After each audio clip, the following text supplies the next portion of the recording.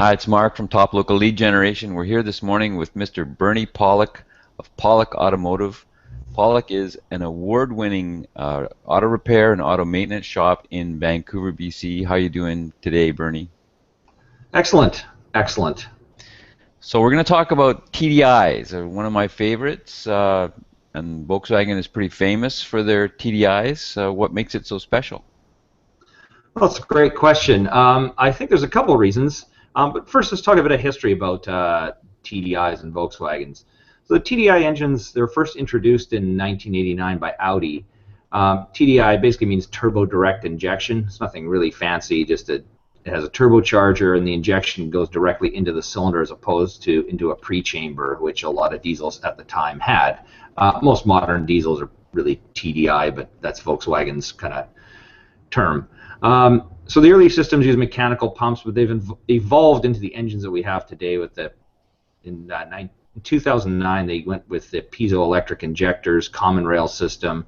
These injectors, they can deliver up to 5 injection events per combustion stroke, and it's amazing technology because this is what gives the diesels their quiet running, lower emissions, less smoke. So yeah, it's amazing. They're powerful, they're peppy. So the Volkswagen Auto Group, which includes Audi and Volkswagen, they've always made good diesels for decades. They've also sold a lot of them in the North American market, and it's not a particularly favorable market to diesels. For some reason, people in North America don't really like diesels, which I'll go into in a minute. But the only other manufacturer that seems to have had a consistent line of diesels in North America is Mercedes-Benz, and they too have made very good diesels for a long, long time. As I was saying, in North America, I mean, people traditionally don't like diesels because they're noisy, they blew smoke, they stank. The fuel was more challenging to find. Not as many stations had it.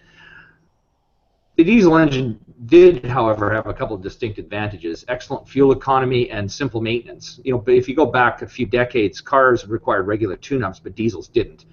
In Europe, diesel's always been very popular because fuel has been much more expensive, so people look for economical alternatives. As time has changed, our fuel is much more expensive. Maybe not at the moment, but it'll get back up there, unfortunately, at some point.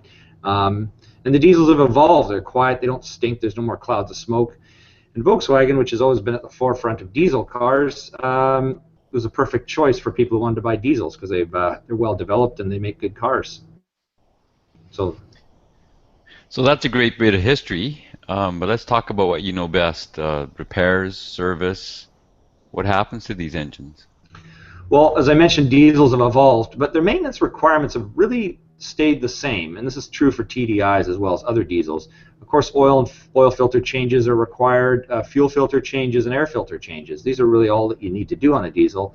The one difference with TDIs, VW diesels, they all use timing belts, so they need to be changed at the recommended interval.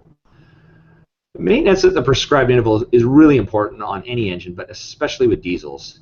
Anything like a drop of water that gets into the fuel injection system, if it gets into the injectors and injection pump, just wreaks havoc, and it'll cost a fortune to fix. So you want to make sure that that never happens. So changing fuel filters religiously is important. As I mentioned, TDIs use timing belts. If they break, catastrophic engine damage will occur. So you need to make sure you change the timing belts at the prescribed interval. There are various intervals for different engines, so you need to just consult the Volkswagen specs to find out when to do yours. So what goes wrong with TDIs? I mean, overall, they're really reliable. They have some glow plug issues. Occasionally, we've had issues with turbochargers. Now, many times it's not actually the turbocharger itself, but they use an electronic actuator on a lot of turbochargers. The actuators go bad. It's all a one-piece unit, so you have to buy the turbocharger, which makes for kind of a pricey repair.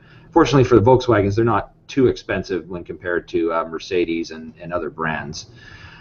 Another thing that happens on TDIs is pretty common over the history of these vehicles is that they get carbon deposits in the intake system, sometimes so bad that you can't even, the engine will barely run up a hill. So it's a matter of carbon out. It's a bit time consuming, but not a huge job. So that's basically the problems that we see with TDIs. So I already own a TDI Jetta, and it's my second one. I love the car. Do you recommend them? Absolutely. They're great cars. and TDIs are offered in a variety of different VW and Audi vehicles. So you could go with a Jetta, sort of more economical car. You could go with an upscale Audi. So there's a variety of vehicles you can have that engine in.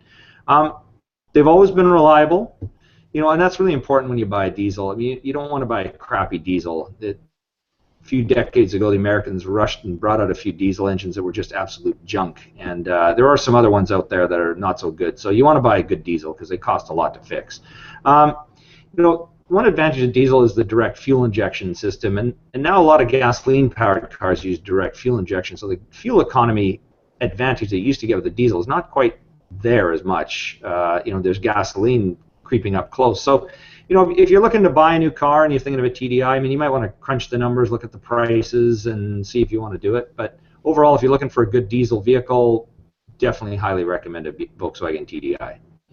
And if you own one, we're happy to service them too. We do lots of work on them, and we can fix them well.